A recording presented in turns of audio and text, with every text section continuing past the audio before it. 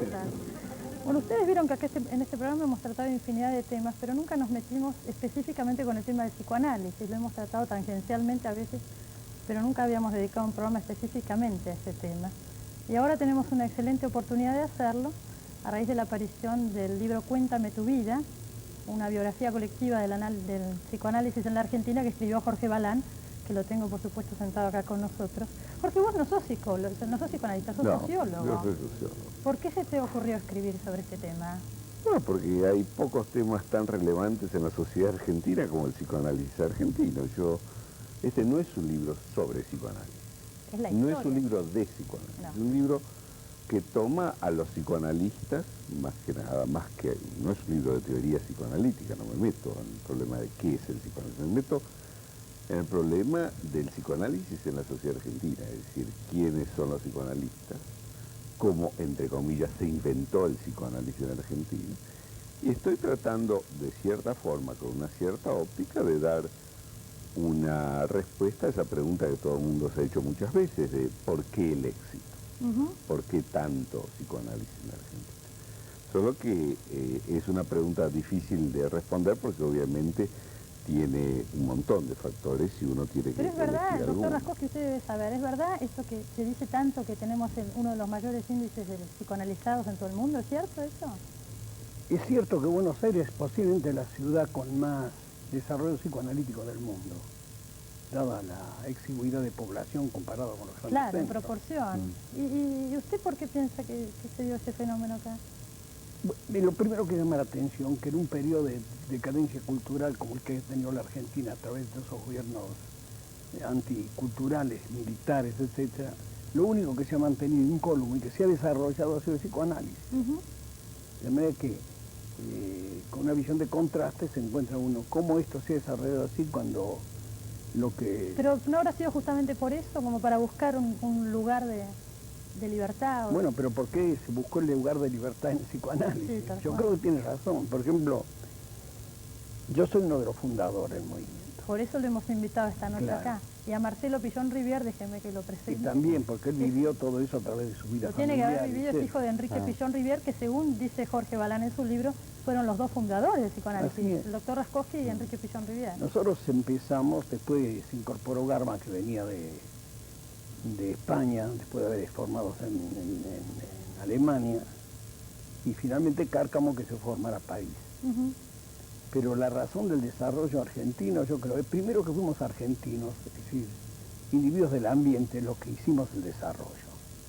Porque la mayor parte de los movimientos mundiales eran exilados, individuos que habían tenido que escapar del nazismo, de Austria o de Alemania, y llegaban a medio donde tardarían unos 8 o 10 años de adaptación previa y relativa. Pero acá no sucedió eso. Yo era cuando empecé a leer y a orientarme hacia el psicoanálisis, era miembro titular de la Sociedad de Pediatría, era un pediatra que trabajaba mucho en Buenos Aires. Sí, eso está contado en el libro, inclusive dice Jorge en un momento que usted ya tenía toda una carrera, una clientela y demás, como que se jugaba una cosa nueva, ¿no? Con Pillón Rivière pasó lo mismo. Pillón era un psiquiatra que tenía mucho prestigio y que estaba tratando de imponer nuevas ideas en la Sociedad de Psiquiatría, etc. ¿Y por qué lo hizo? ¿Por qué lo hizo? ¿Pillón? No, usted. ¿Por qué dejó su carrera de pediatría y se dedicó a full? Yo creo que hay dos razones fundamentales. Primero, hay que haber vivido lo que era el mundo de 1941, cuando Hitler era una amenaza absoluta. Se había apoderado de toda Europa, lo único que quedaba un poco más o menos libre era Inglaterra y 2 o 3 países más. En ese momento me enteré que, ustedes saben que ya estaba distribuido el mundo con los Gauleiter. ¿Sabe lo que es un Gauleiter? Un representante de Hitler en cada ciudad. Acá en la Argentina, por ejemplo, me enteré yo entonces que un dueño de una estación de servicio de Bahía Blanca se iba a ocupar de toda la parte sur del país. Eso se da por descontado. Y parecía una cosa cuando fue tan terrible la invasión europea de Hitler. En ese momento Europa toda, salvo Inglaterra, España que era hitleriana pero no entraba en la guerra, y algunos países, todo lo demás estaba tomado. Francia se había volcado totalmente, salvo el movimiento anticolaboracionista, pero Y acá vivíamos con la sensación de que era una cosa fatídica y quizá irremediable. Sí. El psicoanálisis representó varias cosas. Primero, era un antagonismo al fascismo y al nazismo, porque entre otras se escapó de Alemania y de Austria la mayor parte de los analistas que lo pudieron hacer. Los libros de Freud fueron quemados en actos de fe. La persecución antianalítica era bien franca. De manera que encontramos ahí una forma de oponernos. Era como un acto de resistencia. ¿Cómo? Como un acto de resistencia. Como un acto de resistencia, ¿no? Y como una esperanza de modificación de la condición humana. En el caso de tu padre también fue así, Marcelo, ¿vos lo sabés eso? Bueno, no se puede saber exactamente porque no puedo hablar por él. No sos él, pero tenés que haber sí, percibido. evidentemente, él sentía una atracción muy grande por todo lo que fuera de algún modo oponerse a los códigos establecidos, tanto por sus gustos literarios como por su forma de vida, ¿no? Muy bohemia en ese momento, bueno, antes de casarse, ¿no? Y pienso que sí, que el psicoanálisis significó para él un enfrentamiento con las fuerzas, de algún modo, del mal, que estaban representadas en ese momento de una manera bastante obvia, no como ahora, ¿no? Y una forma de meterse en un mundo apasionante, en vez de, y salirse un poco de la profesión de médico, que al fin y al cabo puede terminar siendo rutinaria, ¿no?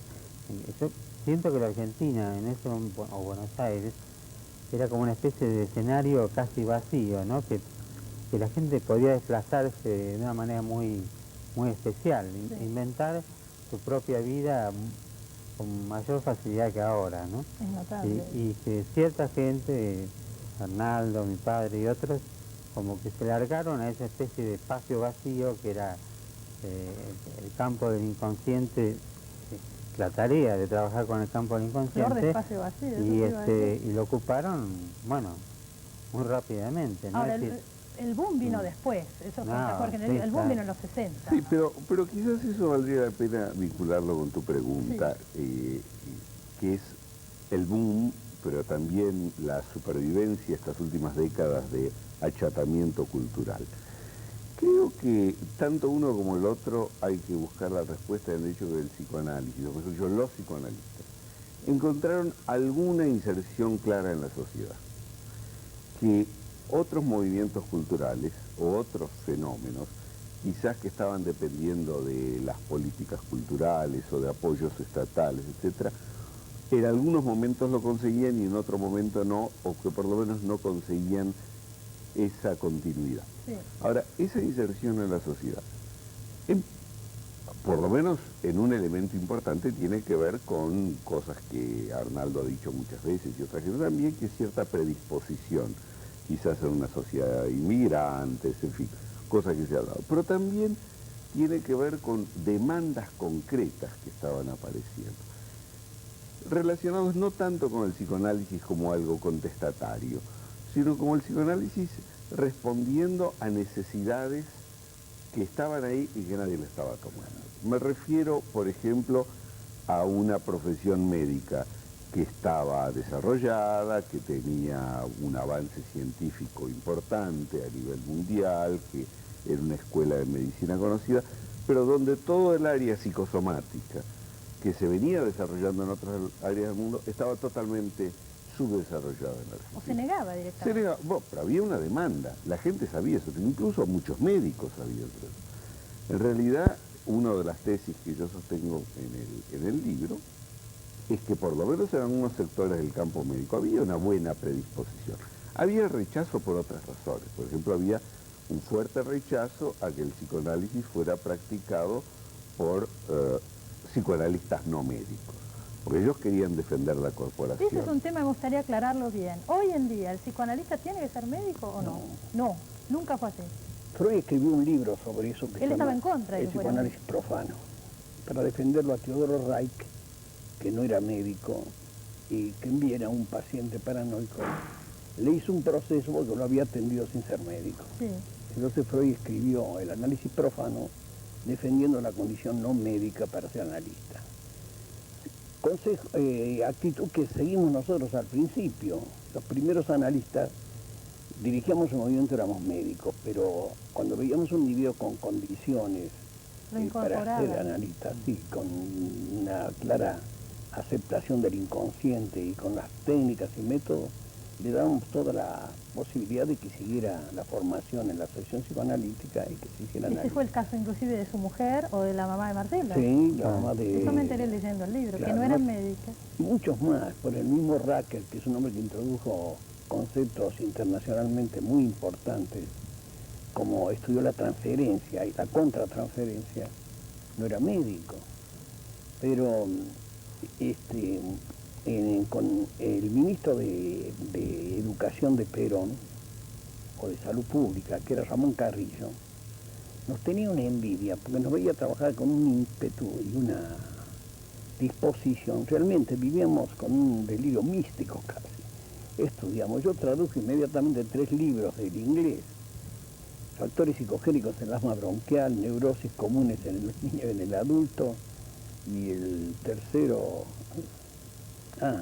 El ciclo sexual de la mujer, de Teresa Benedict y Rubinstein. Pero trabajamos todo el día y con un desinterés total. ¿Y qué formación se les pedía? ¿O cuál se les pide ahora? Y lo que se les pide ahora.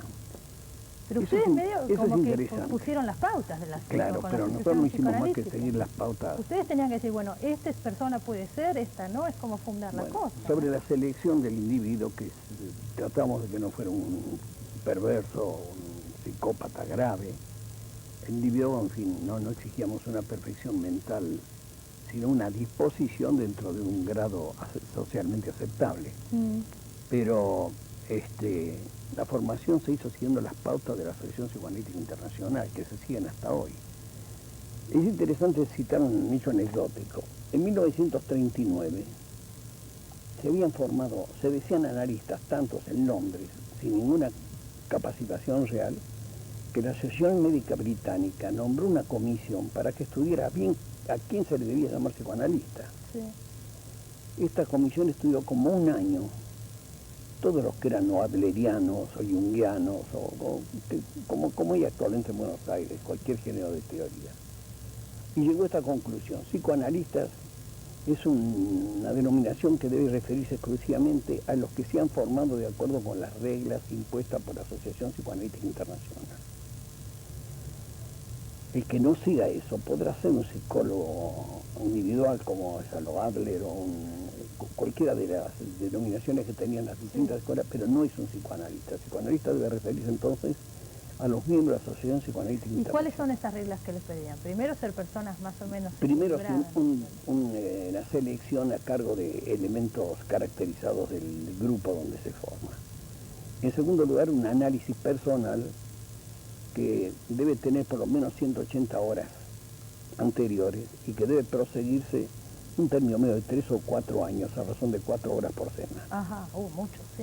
En tercer lugar, debe seguir cursos que duran 4 o 5 años en la Asociación Psicoanalítica. Antes de empezar a ejercer. Antes de empezar a ejercer. Es como un estudiante de medicina antes de recibir un título. Y finalmente, cuando tiene que pasar al tercer término, que es la supervisión. Eso es, tiene que controlar cómo trata a sus pacientes con un miembro caracterizado de la asociación. Ese es el control famoso. Es el control. ¿Eso lo tiene que hacer siempre un psicoanalista durante ese ejercicio? Para ser psicoanalista en el mundo, para ser un psicoanalista de acuerdo con estas normas, ahora han salido escuelas de individuos que creen que se puede llamar psicoanalista.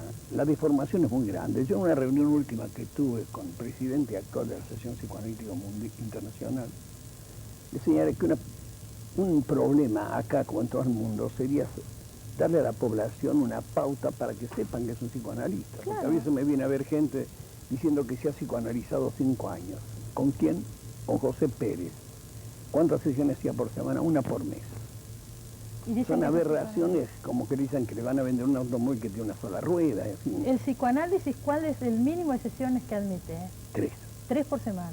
Menos de eso no es psicoanálisis, es otra técnica. Sí, podrá ser una técnica psicoterapéutica útil, pero no es psicoanálisis, porque no se establecen los contactos de comunicación entre el paciente y el terapeuta. Ahora, claro, eso puede dar lugar a muchas confusiones, perdona, mejor. se lo digo como lega en el tema. Seguro. Me he psicoanalizado, pero no soy psicoanalista. Al no haber un título habilitante, puede dar lugar a mucho chanta dando vueltas de este Así es. No hay un título, me recibí de psicoanalista, eso no existe. Lo que pasa además es que los analistas son seres humanos y los hay muy buenos, buenos, regulares, malos, muy malos. ¿Entendido? Pasa mucho por la parte de percepción humana más que por una técnica. De las dos cosas, no podemos decir. La perfección humana deriva de la aplicación de la técnica, ¿no? Sí, y además hay descubrimientos constantes, una ciencia en plena evolución. Hay que ver el psicoanálisis tiene más que 100 años, sí. Bueno, 91, soy más o menos 100, 110 años.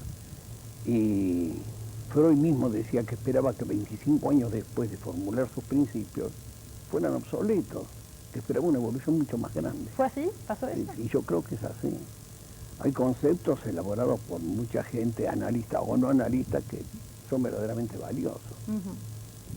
A veces surgen algunos individuos como Lacan, por ejemplo, que no fue eliminado de la Asociación Psicoanalítica Internacional, por alimentar técnicas y conceptos que no estaban de acuerdo con los previos. Y lo eliminaron, no absorbieron No eso, está dentro de la Asociación Internacional, no entiendo. pero ha formado, casualmente en el Clarín de esta semana, creo, sale una larga nota, no me acuerdo si en el Clarín o en página 12, sobre Miller, que es un yerno de Lacan, que quiere formar una asociación psicoanalítica internacional de lacanianos, los que siguen la teoría de Lacan, que tiene muchos aspectos técnicos inaceptables para los que estamos dentro de la formación universal. Claro. Por ejemplo, hacen sesiones de 10 minutos, nosotros hacemos sesiones de 50, por lo menos de 45 minutos, y una continuidad determinada. Sí, lo entiendo. ¿Qué ibas a decir, Jorge, antes de pasar a otra cosa? Sí, bueno, ya quedó un poco retrasado, pero quería subrayar un elemento de lo que decía Arnaldo de la formación, que es típica en sus comienzos del psicoanálisis, que no aparece en ninguna otra profesión, que es la necesidad de pasar por un análisis, el llamado análisis didáctico. Quiere decir que la relación de formación siempre es una relación de maestro-alumno, sí, por el cual el alumno pasa por esa experiencia. Bueno, independientemente de las justificaciones teóricas muy importantes, esto es importante porque entonces quiere decir que los primeros grupos de psicoanalistas que empezaron a trabajar en la Argentina, una cosa importante que tenían que conseguir eran buenos discípulos, gente que... Y no sería tan fácil tampoco. No, bueno, pero eso es lo que me parece interesante en la Argentina en los años 40, que apareció muy buena gente que estaba profesionalmente interesado. Olvidémonos de las razones personales por las cuales alguien se quiera psicoanalizar, dejando de lado eso, sí, que obviamente existe tanto el psicoanalista como cualquier otra, o con cualquier otra persona que decide psicoanalizarse.